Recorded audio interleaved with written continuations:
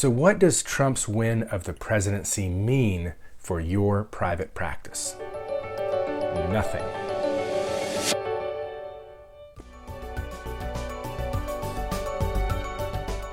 Nothing means more to your private practice than what you yourself can do for your practice. And that might sound self-evident, but what I've seen happen a lot lately is people thinking that casting a vote, and if their candidate wins, that somehow it's going to make their life better, their business better. And of course, there are external forces that will have an effect on our life and our business. But again, nothing compared to what you can impart into your life and into your business.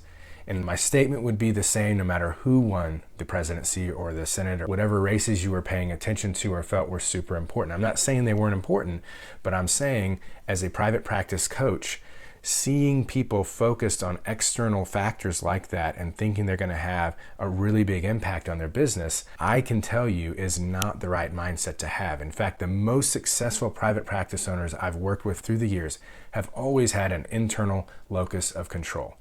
They show up, they figure out the strategies or the information that they need, and they execute. And they have a full belief that the vast majority of their outcomes and their success has to do with their effort and what they decide to do themselves, not who won the most recent elections.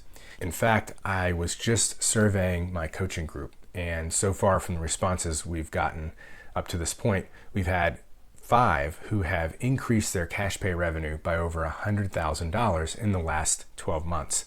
And when I looked at what were the driving forces of that, with each one of them, it was not a tactic or a strategy or you name it. The things that most people come to these YouTube trainings for that I put out, it was mindset. It was mindset shifts. It was maybe for one of them, I know it was shifting the mindset of employees are difficult to deal with and I hate messing with all that, to having the right team is the path forward, and I can find the best people to be in this team, right? I mean, it's totally revolutionized her practice, over 6-figure increase in just 12 months. For someone else, it was being open-minded to, well, maybe I shouldn't just be pushing to get people through their plan of care and then off and you don't ever need to see me again, but rather, hey, if you want to move and feel great for the rest of your life, well, we have memberships now. Boom. Already $15,000 a month in additional recurring revenue in his practice. So it's things like that. It's a shift of a mindset that is often the key to major breakthroughs and quantum leaps in your practice and in your life. And so I know that this isn't giving you some kind of a tool or logistical thing or strategy to get new cash pay patients, but it's ultra important. If you feel like whether it's a politician or some external force or person or entity has a whole lot to do with your success, I want you to step back and consider changing that to knowing that you have the vast majority of influence on what happens. And you got to get out there, get the information and strategies you need, and then execute.